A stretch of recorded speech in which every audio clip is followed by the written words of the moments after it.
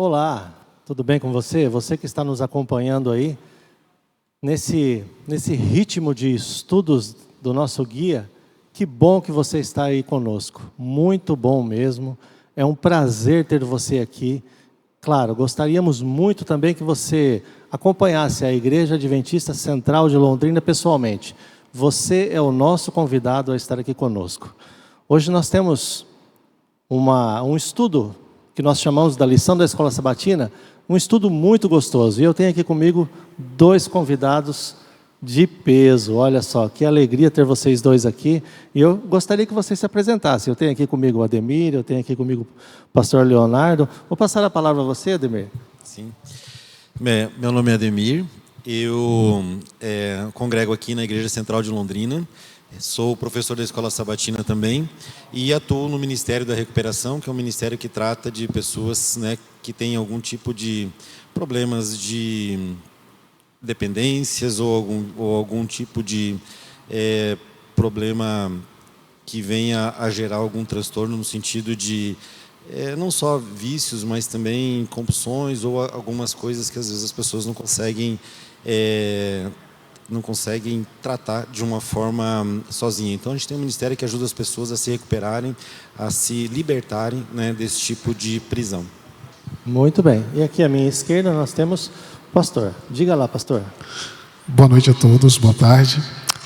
Me chamo Leonardo, sou pastor jovem dessa igreja, pastor de aventureiro, desbravador e jovens. Muito bem. Vocês são muito bem-vindos. Deus abençoe a presença de cada um de vocês. E eu gostaria de nós começarmos o nosso estudo aqui com uma oração. Pastor Leonardo, por favor, o senhor pode orar por nós? Querido Deus, te damos graça porque até aqui o Senhor tem nos abençoado. Nesse momento, queremos clamar pela presença do Teu Santo Espírito em nosso meio, em nome de Jesus. Amém. Amém. Amém. Muito bem, nós estamos já na lição número 10 do nosso guia de estudos aqui. E nós temos aqui, estava até conversando aqui com o Ademir. Ademir, diga para mim, regras de engajamento. Olha só que interessante. É uma palavra que ela é muito utilizada hoje em dia, né? Como que essa palavra engajamento, regras de engajamento, veio parar aqui no nosso guia de estudos? Pois é, Daniel, eu também achei um pouquinho estranho quando apareceu regras de engajamento, né? E aí, pesquisando um pouquinho sobre essa palavra, a palavra engajamento, né, uma tradução do inglês do engagement, né, ou do engage, ele é usado no contexto até de um compromisso, normalmente um compromisso de noivado.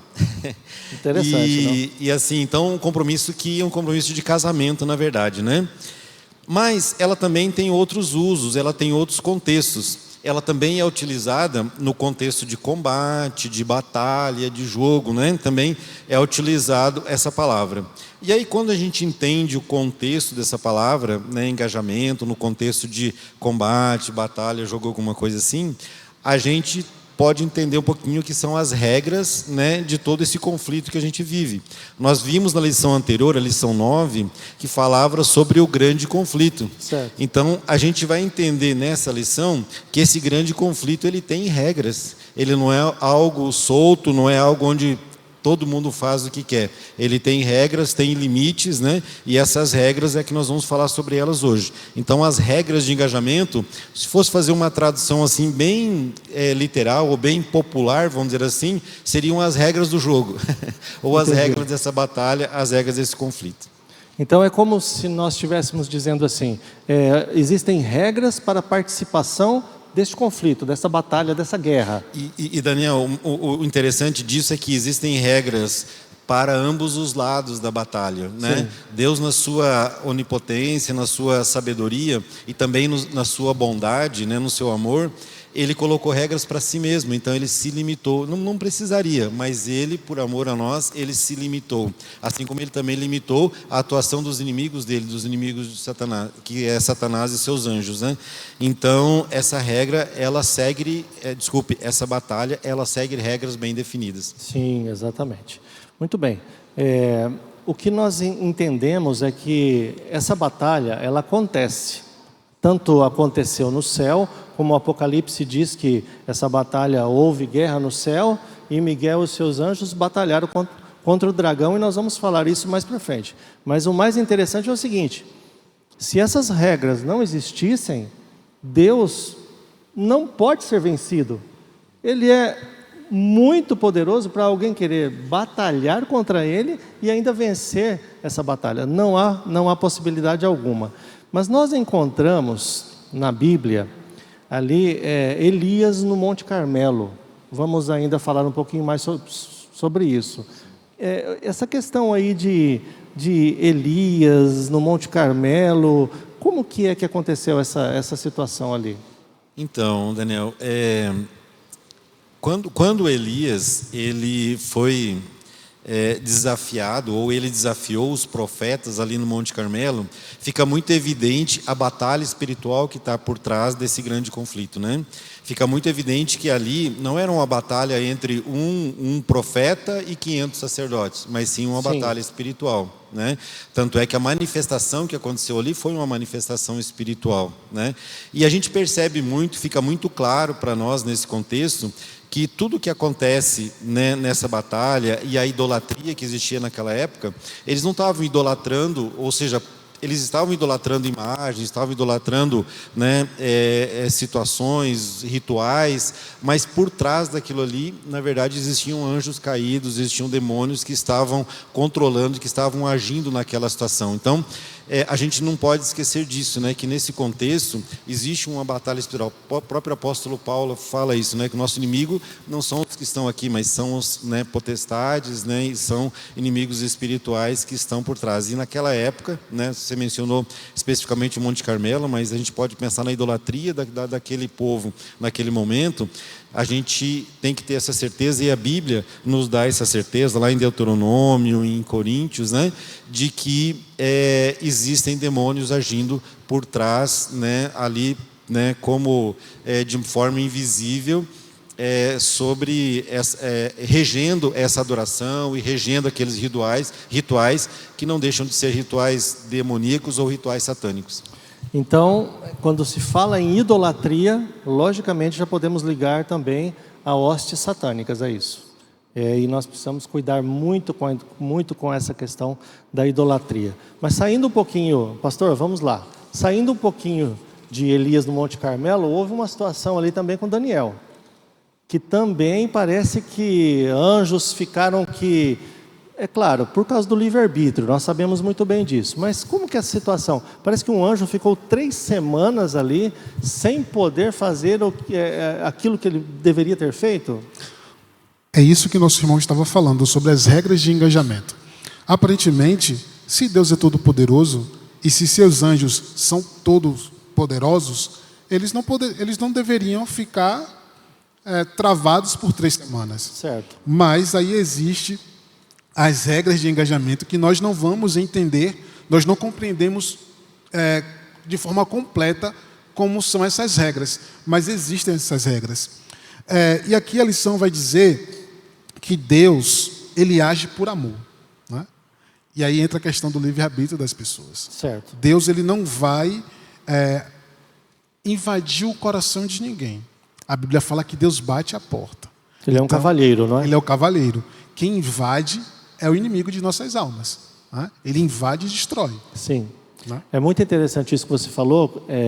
Eu gosto muito dessa passagem, que é Apocalipse 3:20, quando ali fala: eis que eu estou à porta E bato. Se você, aí tem um se, né? Essa partícula condicionante aí, se você abrir a porta, ou seja, o livre-arbítrio está dentro de nós. Nós é que decidimos se nós vamos ou se nós não vamos abrir a porta do nosso coração, não é isso, Ademir? Isso, tem um contexto bem rapidinho aqui, Daniel, né, pastor, desse contexto do estou à porta e bato, porque era um costume da época, né? Você batia para chamar alguém.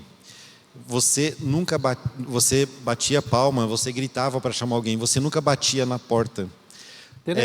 O pastor Rodrigo Silva, ele menciona isso, né, nas suas falas, que ele fala que a única razão para alguém adentrar a casa e bater na porta é se fosse algo muito urgente. Então, quando a Bíblia fala que Jesus está à porta e bate, é porque ele tem pressa. É verdade. Ademir, mas ainda continuando nesse assunto, apenas alterando um pouquinho, falando ainda dessa questão do grande conflito que existe, nós temos aí, como nós já conversamos no começo, limites. Tanto para Deus, que Ele mesmo se autoimpôs esses limites, mas também Ele colocou limites em Satanás.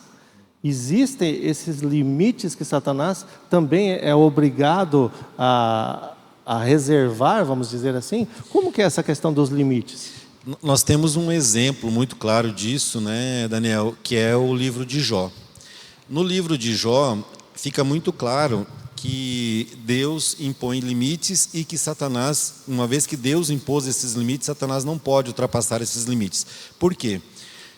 Ali em Jó, quando há aquela reunião no céu dos seres celestiais e Satanás vai como príncipe ou como representante da terra, Deus pergunta para ele: você viu o meu servo Jó? Ele é reto, ele é íntegro, ele se desvia do mal. E Satanás faz uma acusação. E nesse contexto de acusação, Deus permite, num primeiro momento, que Satanás ele se lance sobre as coisas de Jó. Então ele fala num primeiro momento, né, ali em Jó, no versículo Jó 1,12, ele fala assim, né, concedeu a Satanás sobre tudo que ele tinha, mas proibiu que infligisse danos pessoais a ele. Ou seja, você vai colocar a mão sobre tudo, você está acusando que Jó só me respeita porque eu o cerquei, porque eu, né, fui bondoso com ele, e ele é muito bem sucedido financeiramente, então pode pôr a mão nas coisas dele. E Satanás foi lá e retirou tudo que Jó tinha, e Jó, mesmo assim, não pecou contra Deus. E aí, no segundo momento, Satanás volta, e aí ele fala: pois é, mas ele ainda tem saúde, ele ainda tem a família, ele ainda tem os filhos. E aí Deus permite que Satanás coloque a mão sobre Jó, mas não sobre a vida dele. E aí Jó, né, é tomado de chagas pelo corpo como um todo. Ou seja, fica muito claro nesse contexto que Satanás, ele age a partir dos limites que Deus estabelece. Não é uma batalha, não é uma guerra onde ele pode vir e fazer aquilo que ele quer. Tem regras bem estabelecidas, tem limites bem estabelecidos, e quem estabelece esses limites é o próprio Deus. Exatamente. Esses limites, inclusive, se você quiser uma hora e dar uma olhada, abra a palavra de Deus aí e você vai encontrar. Em Apocalipse 12:12, Deus limitou Satanás com relação ao tempo. Ali diz assim: pouco tempo lhe resta. Nós sabemos que isso não vai, essa luta, esse grande conflito não vai durar eternamente. Pouco tempo resta. Outra coisa, como você próprio disse em Jó, nós vimos ali que Satanás, ele tem um limite com relação ao seu alcance. Ele não pode fazer tudo o que vem na cabeça. Ele tem um limite, ele é limitado por Deus com relação ao alcance do seu poder. Inclusive, em suas orações, quem sabe você não deva também orar pedindo que Deus coloque mais limites ainda nas tentações que ele põe em sua vida. Então, Deus pode limitar a atuação de Satanás com relação ao alcance, como nós vimos em Jó. Outra coisa, em Mateus 28:18, nós encontramos também limitações com relação ao diabo, a Satanás e as suas hostes, com relação ao seu poder. Ele não tem poder total e absoluto aqui. Não tem poder. É um tempo pequeno que ele tem, é um alcance pequeno que ele tem, é um poder pequeno que ele tem. Nós sabemos disso. Comparado a Jesus Cristo, é infinitamente menor.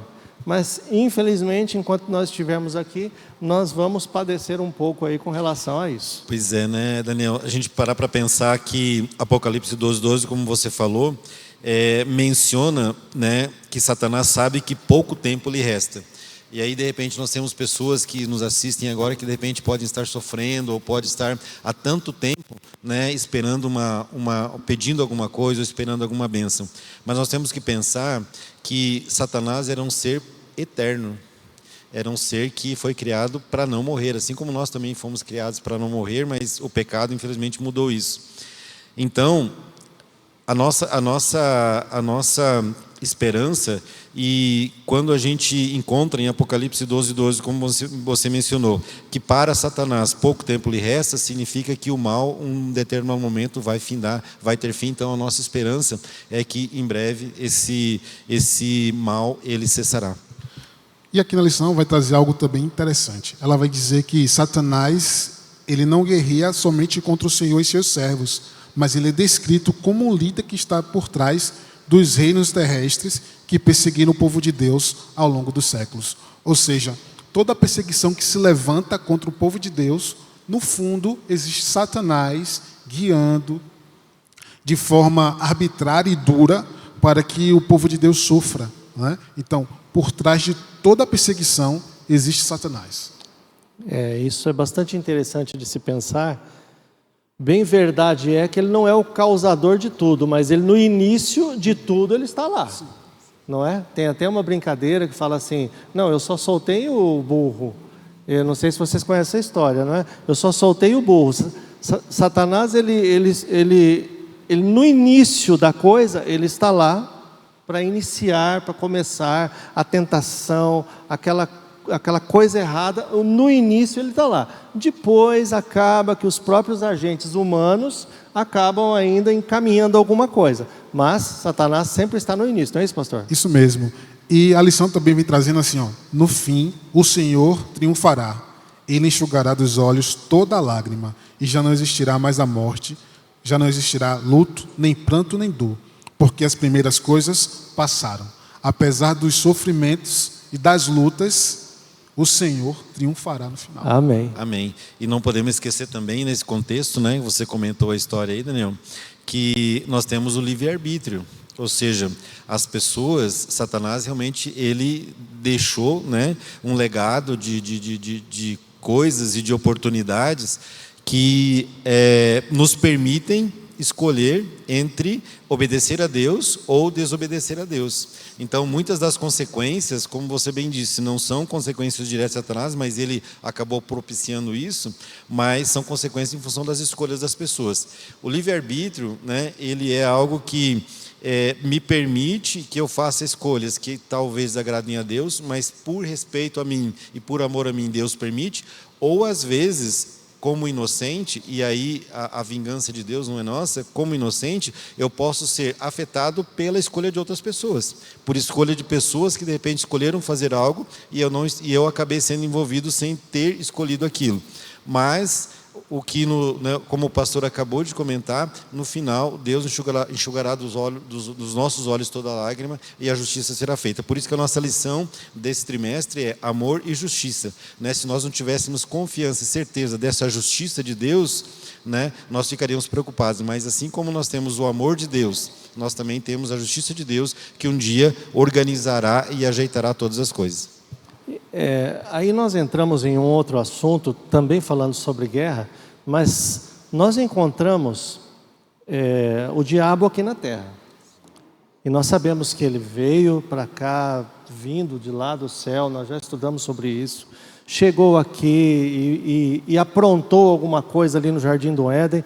Mas eu quero saber o seguinte: ele é o príncipe desta terra, hoje, é temporário? Como que é isso, pastor? A lição vem trazendo isso, o príncipe temporário desse mundo, não é? Então, no conflito cósmico, Satanás e seus aliados recebem poder temporariamente. Temporariamente. Poder de atuação significativo, mas que é limitado por essas regras de engajamento. Certo. E por que Deus não remove completamente o mal? Deus tem poder? Sim, lógico que Deus tem. Deus poderia, em um momento, em um instante, acabar com o mal? Poderia, mas aí Deus não remove o mal imediatamente, porque em harmonia com o livre-arbítrio e as regras de engajamento. Ele não força a obediência, mas concede tempo para que todos vejam a consequência do mal. Então, por que Deus não acaba com o mal? Porque os seres não caídos, os anjos, precisam ver qual é a consequência do mal. Sim. E a consequência do mal nós vivemos diariamente, que é a morte, a dor, quando perdemos pessoas que nós amamos para doenças, para diversas coisas. Isso é o que o mal traz, que trouxe à humanidade e que Deus está demonstrando quais são as consequências. Exato. Outro aspecto, Daniel, também que o pastor mencionou aqui, nessa questão de Satanás ser o príncipe desse mundo e temporário, ele também é um príncipe e é um governador ilegítimo, porque ele já foi derrotado na cruz, já foi derrotado por Cristo. Mas nesse momento ele governa, no sentido de que essas maldades, esse sistema que nós temos aqui hoje, acabam, né, obedecendo e acabam de alguma forma beneficiando Satanás. Apesar de ele ser um governante ilegítimo, ele pode aprisionar pessoas de forma legítima. Como que funciona isso, né? Não sou advogado, não estou aqui, né? Não é minha praia, mas Sim. Qual que é a ideia? Se, mesmo ele sendo um governante legítimo, mesmo ele dando opções que não são aquelas opções, não são aquelas regras, ou não são a vontade, são contrárias à vontade de Deus, se por algum motivo alguém resolve obedecer, né, desobedecer a Deus, por consequência, obedecendo a Satanás, se alguém resolve se colocar numa situação de pecado, numa situação pecaminosa, ele acaba sendo um prisioneiro legítimo de Satanás nesse contexto. Então, de novo, volta a questão do livre-arbítrio e das escolhas que nós temos que fazer. Nós temos um Cristo que é vitorioso na cruz, que um dia enxugará dos olhos toda lágrima, como nós já lemos, e nós temos Satanás que um dia será derrotado e será exterminado. Malaquias fala que do mal não sobrará nem raiz nem ramo. Então, é uma escolha nossa. E no momento em que eu escolho, né, o lado oposto ao lado de Deus, eu acabo me tornando um prisioneiro legítimo de Satanás. Sim, é interessante essa questão, principalmente por aquilo que o senhor falou, pastor. Vamos imaginar, hipoteticamente, e só estamos aqui fazendo uma conjectura, vamos dizer assim, mas vamos imaginar que Deus destruísse Satanás com um simples estalar de dedos, no primeiro pensamento em que Satanás tivesse tido aquela ambição, aquela coisa toda que surgiu no céu, então viesse ali um fogo, um raio, qualquer coisa assim, e destruísse Satanás. Os outros anjos, os outros seres, não teriam medo de Deus nessa situação? Com toda certeza, né? Eles ficariam apreensivos e falaram, olha, não podemos nem pensar contra o Criador, porque ele fulmina quem pensa contra ele. E eles obedeceriam por quê? Por medo, Por medo. E não por amor, né? E Deus é um Deus de amor, ele não força, como nós comentamos aqui no início. E aí, a gente comentando na escola sabatina também, Daniel, né, pastor, a gente pensou assim, puxa vida, Apocalipse 12:12, como nós já comentamos aqui, ele menciona que uma terça parte dos anjos, né, concordaram com o pensamento de Satanás e foram contra, né, a Jesus e contra os anjos do céu naquele momento ali.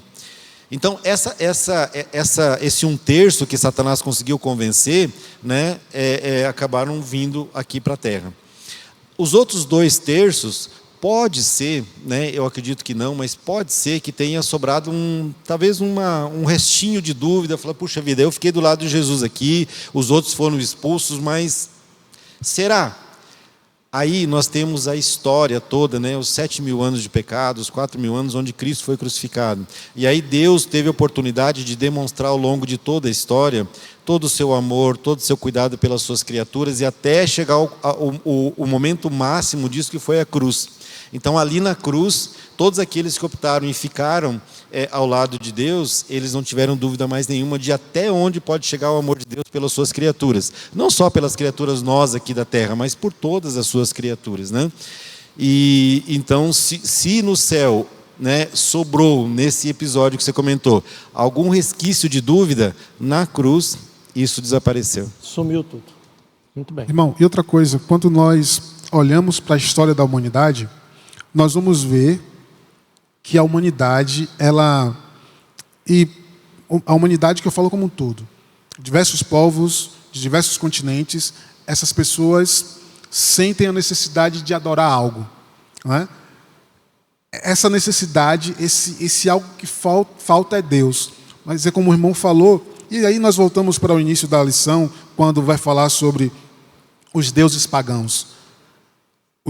A terça parte dos anjos que decidiram seguir a Satanás, agora se tornam esses deuses que têm como principal objetivo separar a verdadeira adoração, separar o ser humano de Deus. E é por isso que quando nós olhamos para a história da humanidade, nós vamos ver diversos povos com diversas divindades. Quem são essas divindades? São anjos caídos. Cujo único objetivo é usurpar a adoração que é devida única e exclusivamente a Deus, e eles querem usurpar para eles essa adoração em diversas formas, né, como a gente vê na história.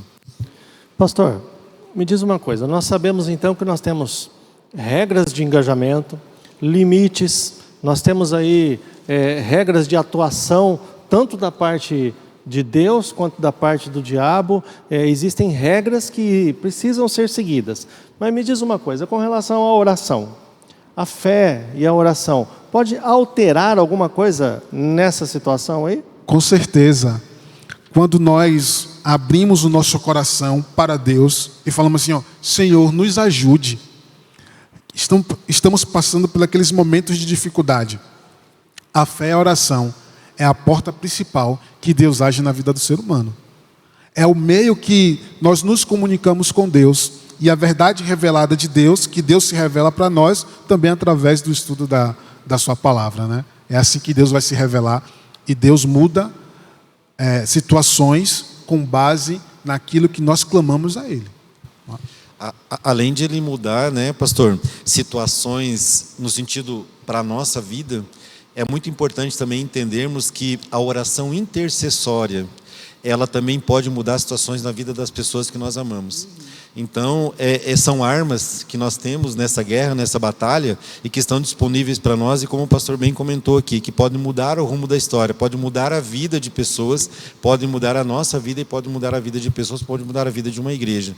Então, a gente nunca pode esquecer, né, da oração, como o pastor comentou, e não esquecer também da importância da oração intercessória, né? Nós tivemos agora, né, orando, né, por amigos, e não tenham dúvida nenhuma disso, as pessoas que nos assistem, que essas orações, elas podem sim mudar a vida das pessoas, elas podem mudar a história das pessoas. Entendido. Muito bem. Indo então para o nosso final aqui, para os finalmente, vamos dizer assim. Pastor, o que o senhor encontrou aí na lição aí, como o Ademir mesmo disse no início, o suprassumo aí da lição, essa questão de limites, de regras, o que o senhor tem a dizer para nós? Meus amigos, se nesse momento você está passando por alguma situação que você leve a duvidar da existência de Deus, tire isso de sua mente, porque Deus está disponível. Jesus Cristo veio nessa terra, o Criador do universo, aquele que fez todas as coisas. Ele vem nessa terra e morre por mim e por você. Deus nos ama a ponto de se entregar. O que eu posso dizer para você sobre o resumo dessa lição? Deus não tem limites para que Deus nos salve. A morte de Cristo foi a prova maior de que Deus ele está envolvido nessa regra e que Ele fará de tudo para nos salvar. Amém. Amém. Eu queria ler um trechinho aqui, Daniel, pastor, de um livro chamado Testemunhos para a Igreja, né, da Ellen White, né, nossa profetisa, que fala assim: enquanto algumas pessoas iludidas advogam a ideia de que ele não existe, falando aqui de Satanás, ele as está levando cativas e atuando grandemente por meio delas. Então, ele as está levando cativas e atuando grandemente por meio delas. Um dos grandes truques e talvez um dos maiores truques de Satanás é fingir que não existe, tanto Satanás quanto seus anjos. E a gente não pode se iludir, não podemos, como diria assim no popular, né? Não podemos dar esse mole, né? A gente não pode baixar a guarda e achar que Satanás não existe, achar que os anjos não existem, achar que tudo isso é uma história de um livro que já tem tantos anos. Não é. É a mais pura realidade. A gente vê esse conflito no dia a dia. Então não se iluda. Quando você não está adorando a Deus, você de alguma forma está fazendo uma homenagem, fazendo alguma adoração, né, a Satanás e seus anjos caídos, né, como o pastor bem mencionou. E isso é tudo que ele quer. quer desviar a nossa adoração do foco de Deus. Ele finge que não existe, mas ele é um trabalhador incansável e ele não descansará enquanto ele não conseguir, né, a adoração, a atenção, desviar o nosso foco da adoração de Deus. Esse é o objetivo dele e ele trabalha incansavelmente para isso. Muito bem. Eu agradeço a presença de vocês aqui, Ademir, pastor Leonardo.